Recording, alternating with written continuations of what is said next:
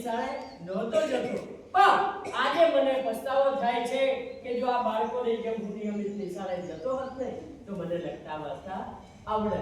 પણ શું થાય, ગમે તેમ તોય ગામનો મોભી એવો અક્ષરામ શેઠ બની ગયો અને વગર ભણેલો બની ગયો.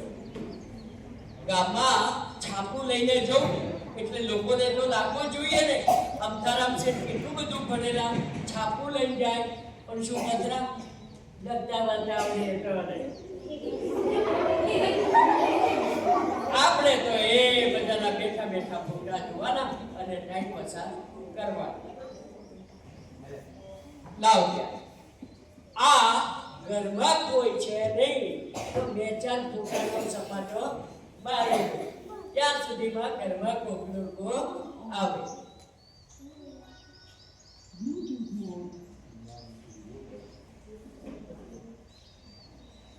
આપણે તો ફોટા વાળું છાપું જોવાનું, ફોટા દેખાય.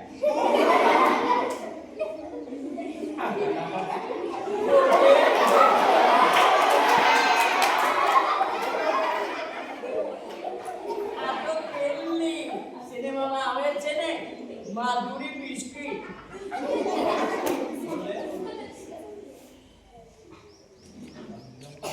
માધુરી બિસ્કિટ કેવી સરસ લાગે છે. અને આ બીજો ફોટો આપ્યો છે ઓલી કરીના કુરકુરીનો.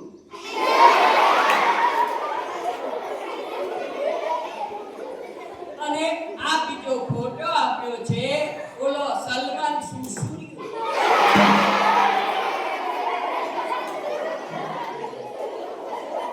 અને આ બીજો ફોટો આપ્યો છે આમિર ખાન ટકલો.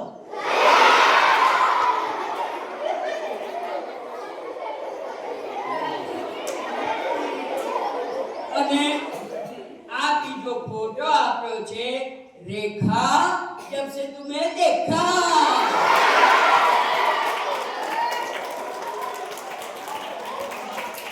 અને આ બીજો ફોટો આપ્યો છે દિવ્યા ભારતી ઉતારી. ઓ શેઠ, આ કોની આરતી ઉતારવાની વાત કરો છો હે? આ મારા ઘરનો નમૂનો એટલે કે ગંગા. ગંગા આટલી બધી વાર કેમ લાગી, ક્યાં ગઈ હતી? તેલ લેવા, શાકભાજી લેવા ગઈ હતી. શાકભાજી? હા, મારું બેટું ઘડીકમાં તેલ કે ઘડીકમાં શાકભાજી કે, પણ મને લાગે છે આમનું આખું ખાનદાન તેલ લેવા જ જતું હોય એવું લાગે. હા, તમારું ખાનદાન તો કાસલેટ લેવા જતું હશે નહીં? મારું બેટું આ તેલને કાસલેટની વાત કરતી નથી. આ થેલીમાં શું લાવી એમ તો કે કીધું તો ખરું હમણાં શાકભાજી. શાકભાજી. હા, જો સાંભળ ગંગા, મને છે ને કારેલાનું શાક બહુ ભાવે. આ કારેલા તું લાવી હોઈશ? ના, કારેલા તો નથી લાવી. તો પછી શું લાવીએ? કારેલા નથી લાવી. બાળકો, આપણે ચોમાસામાં કયું ગીત કહીએ કે આવરે વરસાદ તે બન્યો વરસાદ.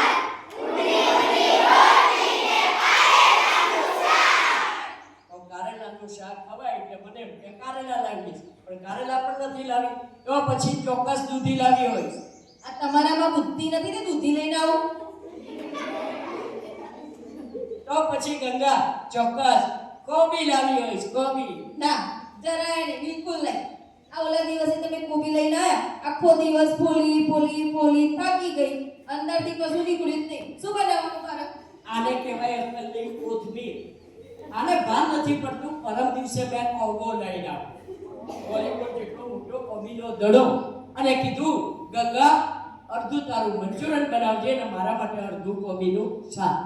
આણે શું કર્યું, બાજુમાં પેલા સકરી બેન રહે છે ને એની બકરીને જે ખવડે છે અને પછી શું કહે છે, પૂન કર્યું. મારું બેટું પૂન કર. આ શાક બકાલાના પીછા મારા જાય ને કે પૂન કર. પણ પૈસા હું કંટાળું જે લાવ્યું હોય એ કહી દે. કહી દઉં?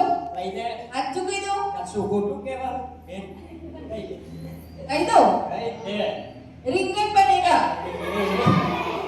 કાલે આપણે શાક શેનું બનાવ્યું હતું? રીંગણ બટેકા. પરમ દિવસે શેનું બનાવ્યું? રીંગણ બટેકા. અને ગયા અઠવાડિયે શેનું બનાવ્યું હતું? રીંગણ બટેકા. આ ઢીંગડા ખવડાઈ મને કાળો મસ કરી કાઢ્યો અને આ બટેકા ખવડાઈ મને બટકો કરી કાઢ્યો. અને આ બીજા કઈ શાકભાજી નથી પૂછતા? ના, આ સસ્તું હતું એટલે આ જ લઈ લીધું. આ પછી સસ્તાની પૂંછડી કે છે છઠ્ઠું હતું એટલે પણ ગંગા કાલ ઉઠીને કોઈ તને એમ કે આ હાથી મફત મળે છે તો તું શું કર? તો હું લઈ આવ્યો. અરે બેટા, આ તો એ મફતમાં હાથી. પણ ગંગા તને ખબર છે હાથી ખાય કેટલું? આટલું, અને ટીડી? આટલું. અરે હાથી કેટલું ખાય? અને ટીડી કેટલું? આટલું. અને હાથીને ટીડીમાં ખબર નહીં. ગંગા, હાથી કેટલું ખાય? પછી છી કરવા જઈએ, ચીસા કોણ કરશે? હાથી કોણ લાવ્યું? તો પછી છી સાફ કોણ કરે? મારે કહેવાનું હતું એ કહી દીધું. પણ એક કામ કર ગંગા, તો મારું માથું ચડી ગયું. તને હમણાં માથું ચડી ગયું. મારા માટે સરસ મજાની ચા બનાવી લાય. સરસ મજાની ચા પીવી છે તમારી. આજે આપણે અમને ચા નથી પીવડાવવાની ને નથી જ પીવડાવવાની. મેં નક્કી કર્યું છે કે આજે મારે ચા પીવાની.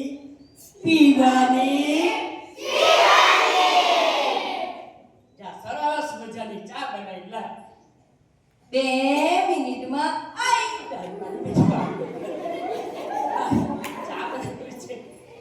પણ ગમે તેમ તો ગંગા સરસ મજાની ચા બનાવશે. ઓ શેઠ, હા? ચા ભેંસના દૂધની બનાવું, બકરીના દૂધની બનાવું કે પછી બિલાડીના દૂધની બનાવું? મારા ચા પીવી છે. ગાયનું દૂધ મળે તો ગાયના દૂધની ચા, ભેંસનું મળે તો ભેંસના દૂધની ચા, બકરીનું મળે તો બકરીના દૂધની ચા. એક જ દૂધના મળે છેલ્લે બિલાડીના દૂધ. બિલાડી આપણને દૂધ આપે? તો એના બચ્ચા માટે રાખે, આપણને થોડી દૂધ આપે. પાછી કે બિલાડીના દૂધની ચા. એક કામ કર, આપણા ઘરમાં ગાયનું દૂધ પડ્યું હશે, એમાંથી થોડું દૂધ લઈને મારા માટે સરસ ચા બનાવી લાય. 2 મિનિટમાં આવી. મારું બેટું આવું કરે એટલે ચા જલ્દી બની જાય છે. ઓ શેઠ, લાય. ચા સગડી પર બનાવું, ચૂલા ઉપર બનાવું કે ગેસ પર બનાવું? જો ચૂલા ઉપર બનાવશો ને તો તમે અમારી ઘરે દુબારો આંખમાં જશે અને મને ચા બનશે નહીં. એની કરતા ગેસ ઉપર બનાવી તો જલ્દી ફટાફટ. કોની ભેંસ પર? એ ભેંસ નહીં, ગેસ કીધું, ગેસ ઉપર. હા હા. તો 2 મિનિટમાં આવી. પણ ગમે તેમ તોય આજે ગંગાના ઓ શેઠ, લાઈ ચા તપેલીમાં બનાવું કે તપેલામાં બનાવું? તપેલામાં ચા બનાવાય.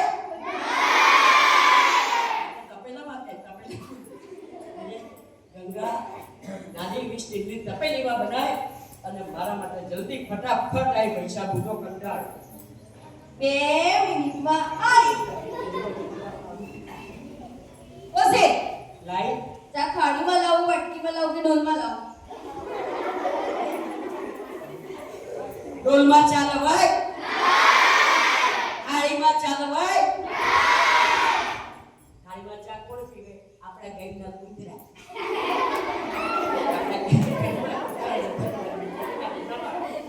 ગંગા સ્ટીલના કપરકાબીમાં લાય અને સ્ટીલના કપરકાબી ના મળે તો છેલ્લે સ્ટીલના ગ્લાસમાં ચા લાય ને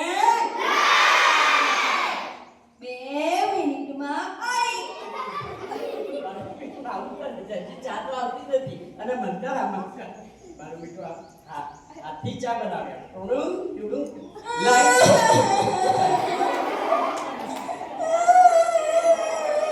અલા પણ શું થયું એ તો કે અલા રોવે છે. તાલી પાડો તાલી પાડો. અલા કે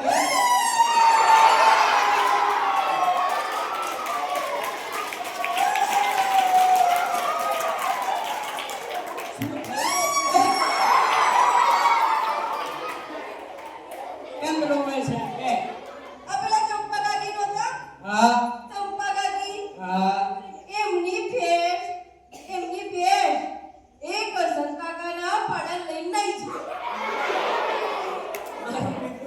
આ તો પાડોને પાડી ભાગી ગયા અને એમાંય પાછા લવ મેરેજ કરું.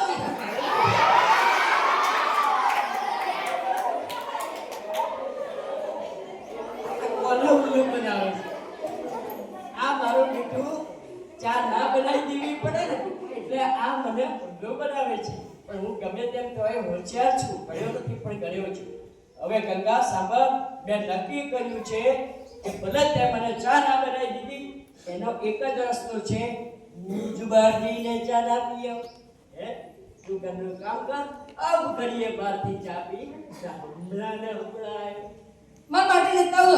એ છાની માની કામ કર બનો બટલે લે જાઓ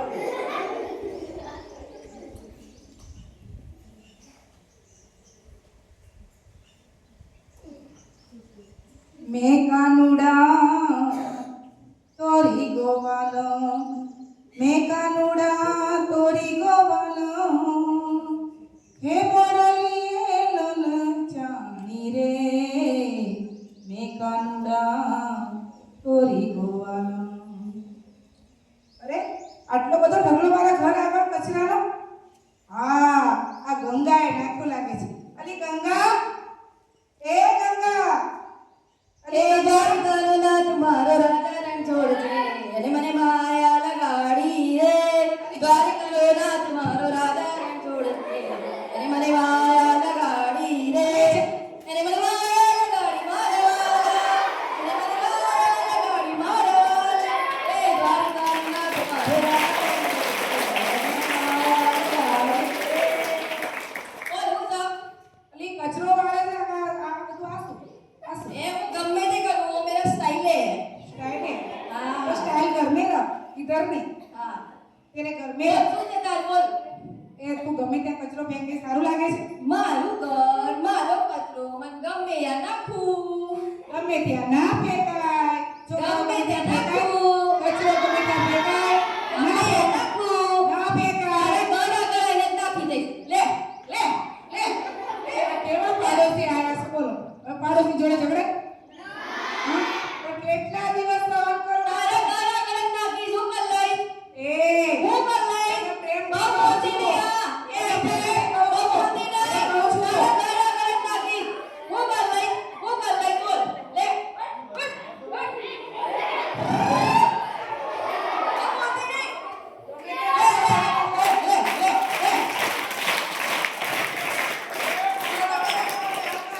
ગણપતિ કોબરી એક મહિના સુધી તો નાતી નહીં આ તો.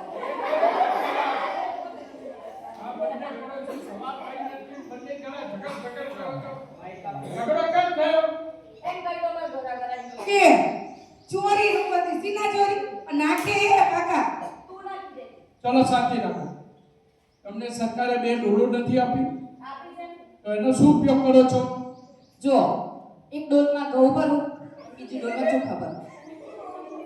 સરકારે 2 ડોલો કચરાની આપી છે એકમાં સૂકો કચરો ભરવાનો અને એકમાં લીલો કચરો ભરવાનો અને ગંગા કહે છે કે એમાં ઘઉં ને ચોખા ભર્યા આપણે સૂકો કચરો કોને કહેવાય કે પાંદડા કાગળના ટુકડા પૂઠાના ટુકડા કાચના ટુકડા લોખંડના ટુકડા આ બધો સૂકો કચરો કહેવાય એને વારીને વાદળી ડોલમાં નાખવાનો જ્યારે ભીનો કચરો શાકભાજીના છોતરા કોવાયેલી શાકભાજી કોવાયેલા ફળો ચાની પત્તી આ બધો ભીનો કચરો કહેવાય એને આપણે લીલી ડોલમાં નાખવાનું સમજી ગયા ને આ છે ને પેલો એઠવાડ ભરીને પેલા જબલામના આમ છૂટો ફેંકો શેરીમાં હે ગંગા આ પ્લાસ્ટિકની થેલીમાં એકવાર ભરીને શેરીમાં ફેંકી દે છે જોયું ને અરે ગંગા તને કઈ ભાન પડે છે આ પ્લાસ્ટિક છે ને એને જમીનમાં દાટો ને તો 10 વર્ષ સુધી એમનું એમ જ રહેતું હોય છે પ્લાસ્ટિકના એડવાર ગાય કે ભેંસ ખાય તો એના પેટમાં પચે નહીં લાંબા ગાળે એ પ્લાસ્ટિક એના પેટમાં જમા થાય અને અકાળે એનું મૃત્યુ થાય સમજ્યા એટલે એનું આપણને પાપ લાગે. હવે પછી તું પ્લાસ્ટિકની થેલીમાં એઠવાડ ભરીને ફેંકતી નહીં. આ તારા શેઠ ક્યાં ગયા? એ રસ્તામાં આવશે આવતા એ ગંગા શેઠ આવી ગયો, આવી ગયો, આવી ગયો. શેઠ હવારમાં ક્યાં ગયા? જો ભાઈ, હા, સવારમાં તમને તો ખબર છે કે મને પેટમાં ગડબડ થઈ ગયું હતું. એટલે મેં ભોજન જંગલમાં ગયો. લો આ ગામના શેઠ સવારમાં ફળફળ થઈ ગયું ને ડબલું લઈને જંગલમાં ગયા. ભલા માણસ છો તમે, ગામના મોભી માણસ છો, કઈ શરમ જેવું છે કે નહીં તમને? આમાં શેની શરમ?